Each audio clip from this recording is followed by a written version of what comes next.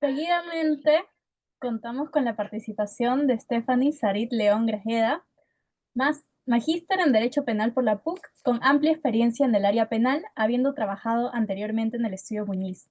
Se ha destacado en el diseño de estrategias de defensa en casos penales complejos y es conferencista, autora y consultora en materias como proceso penal, garantías de defensa, extensión de dominio, justicia juvenil, Cámara Gesell y evolución normativa del derecho penal. Damos la bienvenida a Stephanie León. Muchas gracias. ¿Me podrían permitir compartir pantalla, por favor?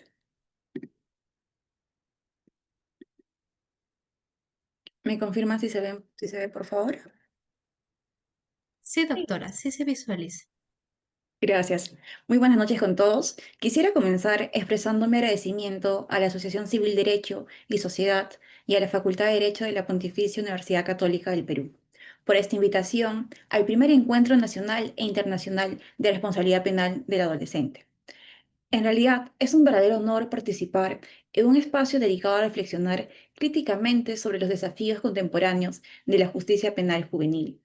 La discusión que nos convoca el día de hoy surge en un contexto social, donde la seguridad ciudadana se ha convertido en un eje central del debate público y donde las respuestas legislativas suelen ser rápidas, punitivas, pero no necesariamente eficaces. Mi ponencia, como pueden ver en la pantalla, se titula La Ley 32.330 frente al test de ponderación, seguridad ciudadana y derechos fundamentales en la justicia penal juvenil. El fin de este análisis es sencillo, pero profundo. ¿Es constitucional someter a adolescentes de 16 y 17 años a responsabilidad penal ordinaria? Y sobre todo, ¿qué ocurre cuando el discurso de seguridad ciudadana entra en tensión con los derechos fundamentales de los adolescentes? Hoy voy a intentar responder estas preguntas con una mirada constitucional, criminológica y de política criminal.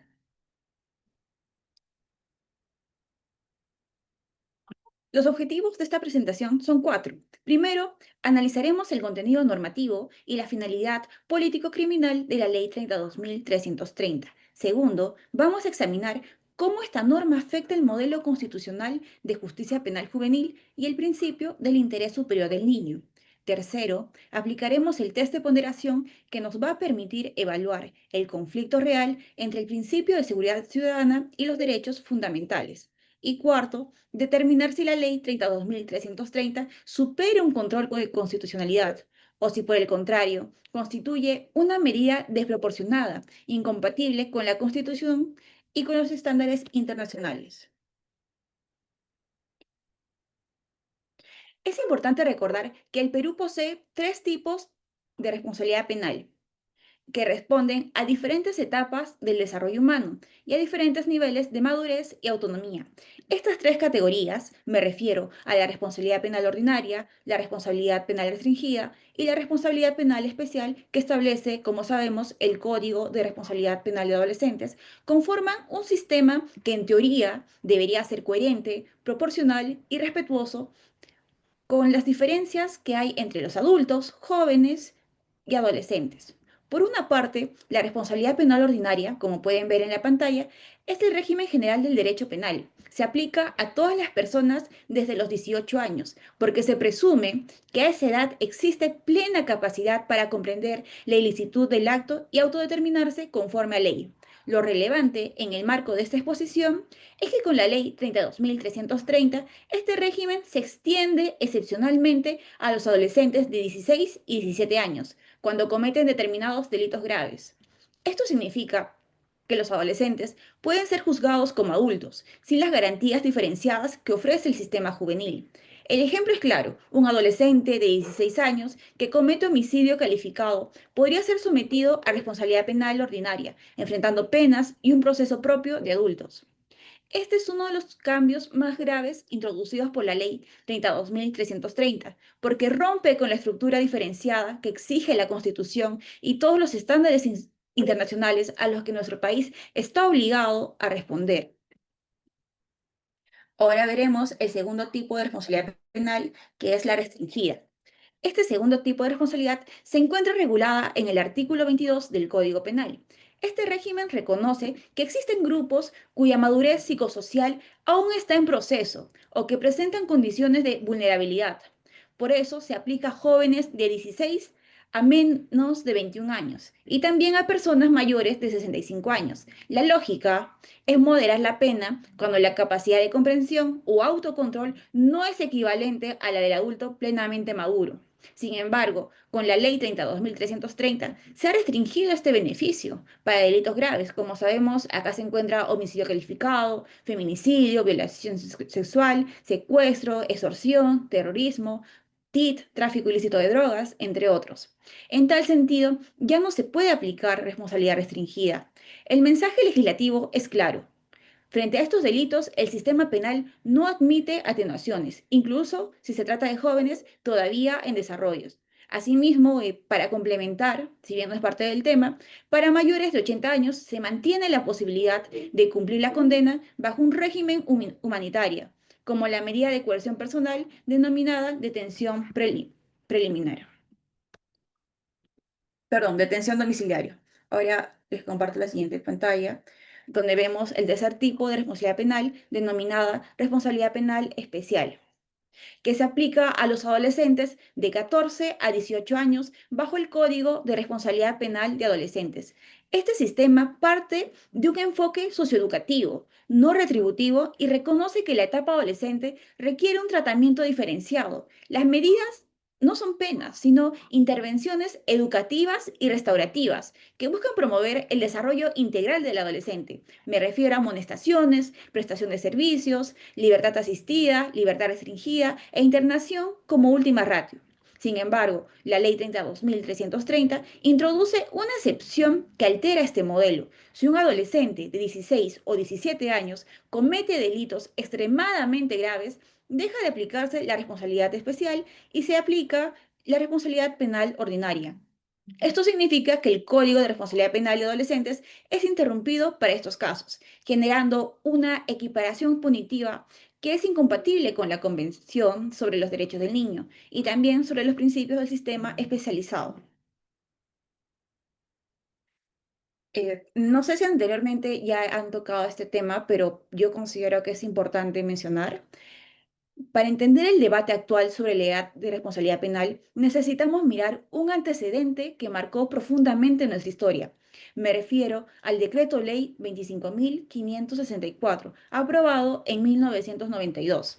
Esta norma modificó también el artículo 20 del Código Penal y estableció una excepción muy severa. Permitió que adolescentes de 15, 16 y 17 años fueran procesados como adultos cuando estaban involucrados en delitos de terrorismo. En otras palabras, la inimputabilidad ya no protegía a todos los menores de 18, sino para terrorismo, la edad mínima bajó a 15. Este cambio no ocurrió en un contexto normal, evidentemente.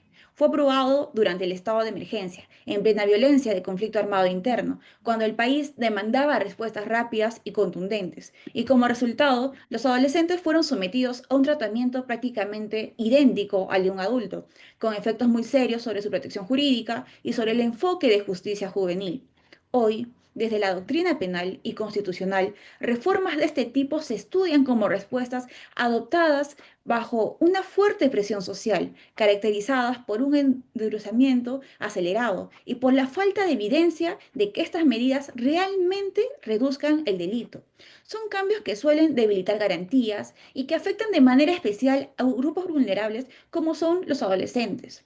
3 años después, el propio legislador ha reconocido la necesidad de corregir esta orientación. En tal sentido, en 1995, mediante la Ley 26.447, se restableció la regla general de que los menores de 18 años no pueden ser procesados como adultos bajo ninguna circunstancia. Esta rectificación muestra que el país volvió a valorar la justicia penal juvenil especializada y los estándares de protección que exige el sistema internacional. Y por este antecedente es tan importante tocarlo el día de hoy para la discusión actual, porque recordamos que ya hemos vivido una reducción de edad penal que tuvo costos altos, que no resolvió el problema de fondo, es más, terminó siendo revertida. De allí la importancia de analizar reformas como la Ley 32.330, como este evento, con criterios de proporcionalidad, especialidad, coherencia constitucional y convencional. Bien, ¿cuál es la razón política y discursiva detrás de este cambio? El argumento que se repite y que todos hemos oído es que las organizaciones criminales reclutan a adolescentes porque saben que no van a recibir sanciones severas. Entonces, suponen que endurecer la respuesta penal evitaría que estos jóvenes sean utilizados para delinquir. Es una premisa atractiva desde el miedo social, pero la pregunta que debemos hacernos es si ese miedo debe convertirse en el principal motor del derecho penal y sobre todo, ¿cuál es la evidencia de que penas más duras reducen el delito juvenil? Hasta el momento, no existe una correlación demostrable entre el incremento del castigo y la disminución de conductas delictivas entre adolescentes. El efecto suele ser exactamente el contrario: más castigo, más reincidencia, menos reinserción.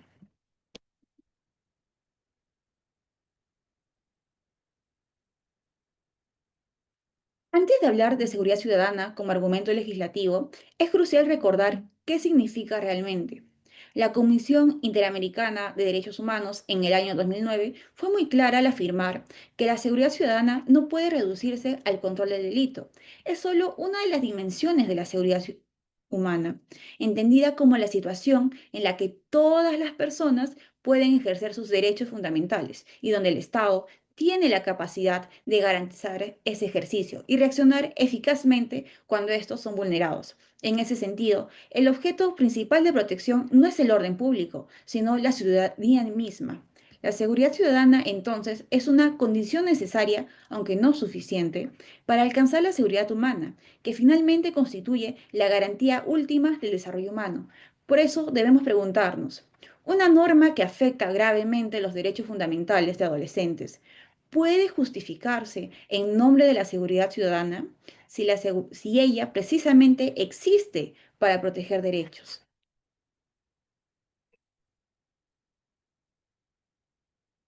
Ahora quisiera detenerme en el concepto de seguridad ciudadana, porque es central al discurso de esta reforma.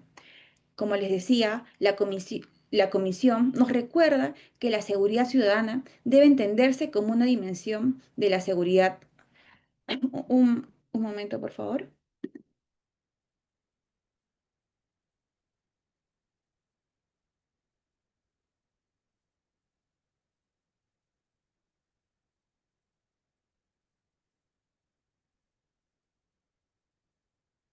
Muchas gracias, disculpen.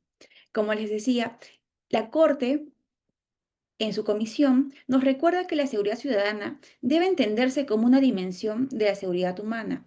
Esto significa que no se trata solo de control del delito, sino que debemos asegurar que las personas puedan disfrutar libremente sus derechos fundamentales dentro de un Estado de Derecho con instituciones que tengan la capacidad de responder cuando los derechos son vulnerados. En este marco, la ciudadanía es el objeto principal de la protección estatal y la seguridad ciudadana se convierte en una condición necesaria para la seguridad humana, pero no suficiente por sí sola. Por lo tanto, cualquier ley que invoque la seguridad ciudadana para limitar derechos debe demostrar que lo hace para promover la seguridad humana, es decir, para salvaguardar los derechos fundamentales y no reemplazarlos. Más adelante los vamos a analizar con mayor detenimiento. Ahora permítanme que les diga claramente que no estamos ante una mera cuestión técnica de redacción legislativa. Estamos ante un choque de mundos. Por un lado, nuestra propia Constitución reconoce que los menores de edad requieren de una protección reforzada del Estado. En su artículo cuarto, proclama la preeminencia del interés superior del niño y obliga a que toda medida legal, y en especial la penal, respete esta realidad ontológica, un ser humano en plena formación. Por otro lado, al nivel internacional, la Convención sobre los Derechos del Niño, ratificada por nuestro país, y las reglas de Beijing para la administración de justicia de los adolescentes infractores imponen tres principios que no admiten medias tintas. En primer lugar, hablamos de especialidad. Es decir, los adolescentes no pueden ser tratados como adultos simplemente por la gravedad del delito. En segundo lugar, tenemos la excepcionalidad. Nos referimos a que solo en casos absolutamente indispensables debe privarse de libertad y siempre como último recurso. Y en último lugar tenemos el principio de mínima intervención, el cual se refiere a que el Estado debe usar la sanción penal como camino extremo, pero no rutinario. Estos principios no son de adornos, son obligaciones vinculantes para el Estado dentro de nuestro bloque de constitucionalidad. Esto significa que cualquier norma penal juvenil debe respetarlas. Entonces, la pregunta del día de hoy es, ¿la ley 32.330 y su implementación mantienen estos principios o los diluyen cuando se equipara un joven de 16 años con un adulto de pleno derecho? Cuando legislamos penalmente para adolescentes, el objetivo no puede ser simplemente ser más duros. Tienen que ser justos, ser eficaces, ser humanos. Y ese es el reto que hoy analizamos, si la norma está a la altura del estándar constitucional y convencional, o si por el contrario lo abandona en el nombre de la urgencia política.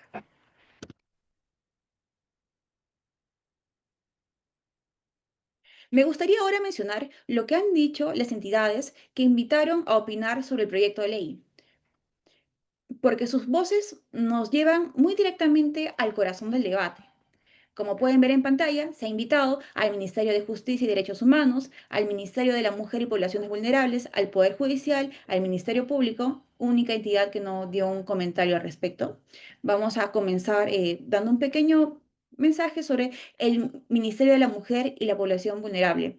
Ellos, en su informe, han afirmado que los derechos fundamentales reconocidos en nuestra Constitución deben interpretarse junto con los tratados internacionales. Entonces, añadieron que el sistema de responsabilidad penal juvenil es un régimen distinto al de los adultos, diseñado para proteger y garantizar los derechos de los adolescentes. Por tal motivo, concluyeron que el proyecto de ley resulta no viable. Asimismo, el Poder Judicial, mediante el Gabinete de Asesores de la Corte Suprema, mencionó que no existe consenso científico sobre la madurez penal de adolescentes y que el proyecto de ley plantea prácticamente riesgos en cuanto a seguridad jurídica y protección de menores. En tal sentido, su opinión técnica fue la misma, que no es viable. Ahora bien, vamos a mencionar sobre la Defensoría del Pueblo, quien también emitió su comentario. La Defensoría mencionó que la niñez comprende a toda persona menor de 18 años, conforme al artículo 1 de la Convención sobre los Derechos del Niño. Además, precisó que esta categoría exige un sistema especializado de justicia penal juvenil, afirmando que la propuesta legislativa es incompatible con estos estándares internacionales y nacionales. Por ello, también concluyó que el proyecto no es viable. Como pueden ver en pantalla, también se invitaron a 4 especialistas, de los cuales solo una de ellas emitió un oficio con su respuesta y pronunciamiento. La doctora Carmela de Orbegoso ofreció una posición distinta a las entidades que he mencionado anteriormente. Ella reconoce que el debate sobre la responsabilidad penal de los menores es de larga data, lo cual es cierto hasta el momento, y acepta que a los 16 años muchas personas ya tienen capacidad para comprender y responder por sus actos. Su conclusión fue que los adolescentes de entre 16 y menos de 18 años deben poder ser responsables penalmente, siempre respetando el debido proceso. Hasta ahí fueron sus argumentos, pero al leerlo me quedé un poco indignada en relación a que al ser una jurista especializada en temas de derechos del niño constitucionales, debió dar un argumento más fuerte, como estadísticas, normas constitucionales, internacionales que amparen su fundamento, por lo cual puedo afirmar que su postura carece de objetividad. Hasta el momento tenemos la postura del Ministerio de Justicia, del Ministerio de la Mujer, del Poder Judicial y de la Defensoría, quienes han declarado que este proyecto no es viable al ser inconstitucional y la única persona que ha estado a favor de esta norma para que se lleve a cabo el proyecto de ley ha sido la doctora Carmela de Orbegoso Russell.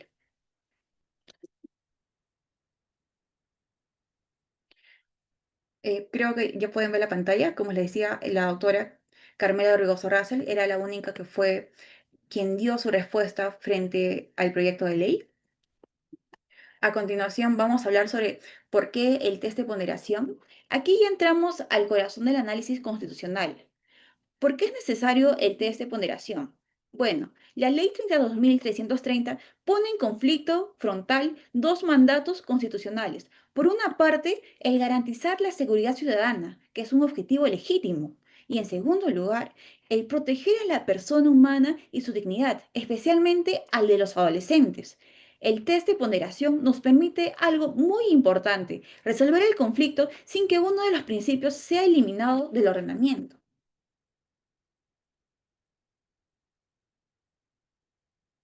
Preguntémonos, ¿someter a adolescentes a penas de adultos realmente reduce el delito? La evidencia criminológica es contundente. En primer lugar, subir penas no disuade a adolescentes. En segundo lugar, la mayoría actúa bajo presión de adultos, crimen organizado o supervivencia. Y en tercer lugar, se sanciona al eslabón más débil de la cadena criminal. Entonces, sí, la medida es política y simbólicamente dura, pero no es idónea para alcanzar el fin declarado.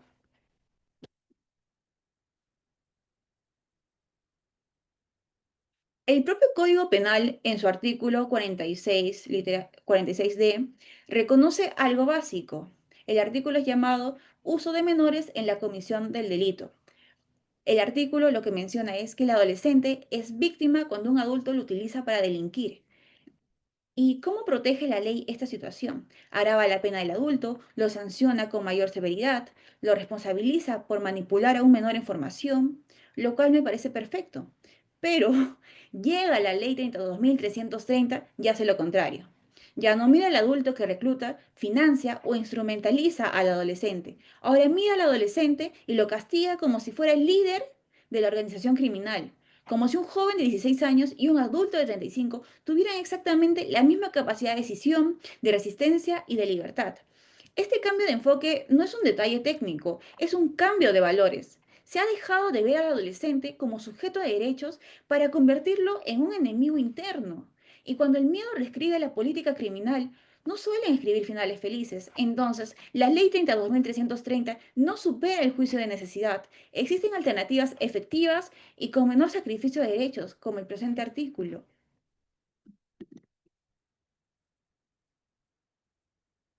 Ahora hablemos del balance constitucional, de las medidas adoptadas con la ley analizada en la presente ponencia.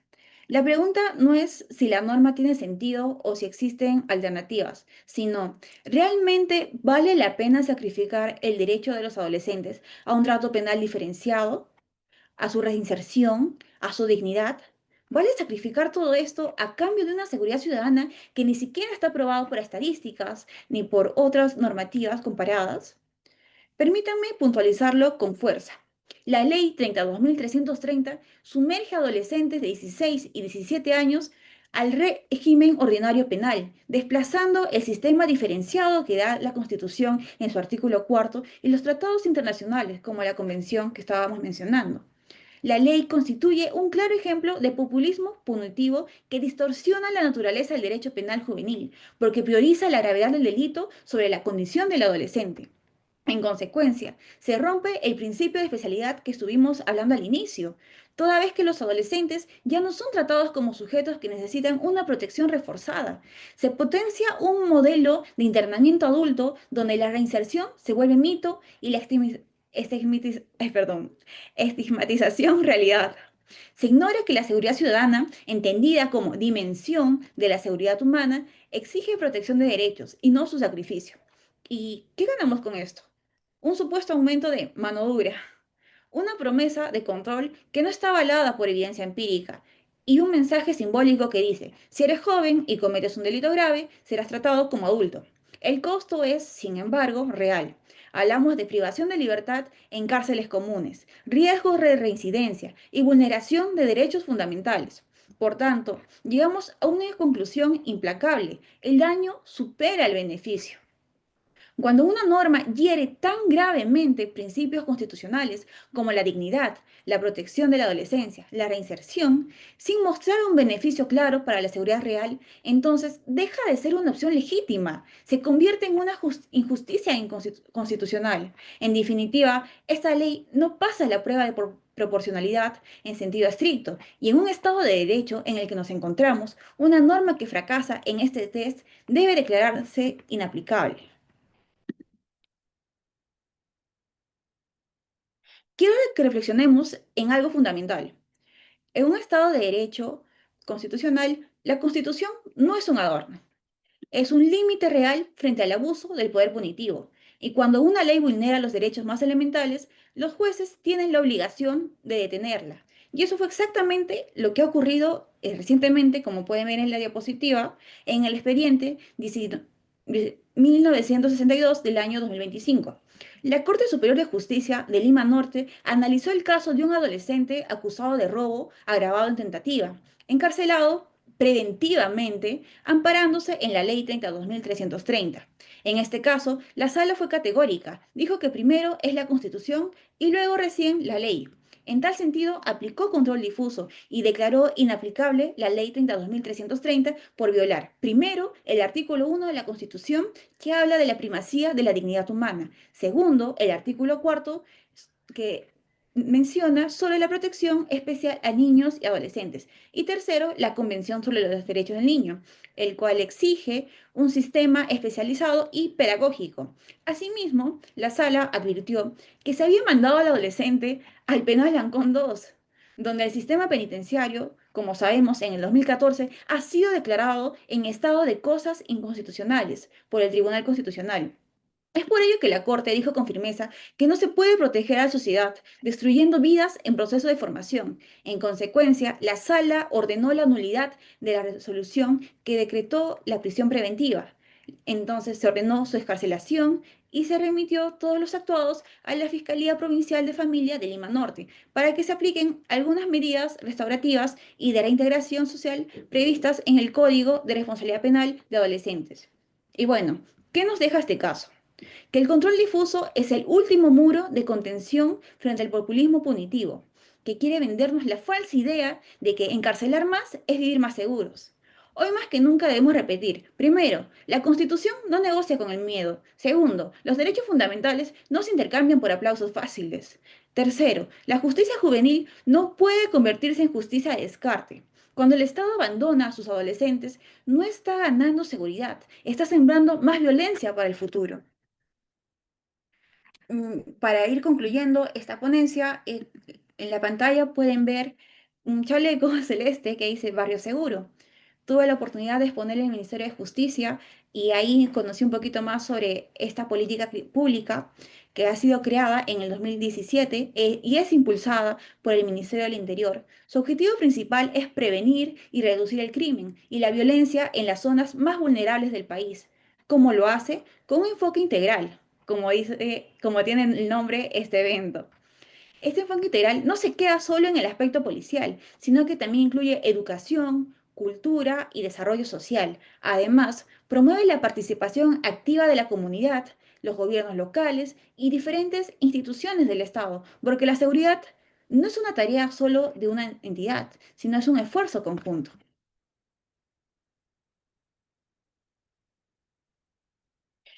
Para finalizar, quiero decir que si la Constitución nos ordena proteger a nuestros adolescentes, ninguna ley puede condenarlo antes de tiempo. Defender la justicia penal juvenil no es ser permisivo. Que tengamos esta posición no es que seamos permisivos, es ser coherente con un Estado constitucional de derecho, porque la seguridad verdadera no se alcanza destruyendo vías en formación, sino garantizando que cada joven tenga una oportunidad real de cambiar su historia. Penalizar más no es proteger mejor. La ley nunca puede gobernar desde el miedo. Muchas gracias.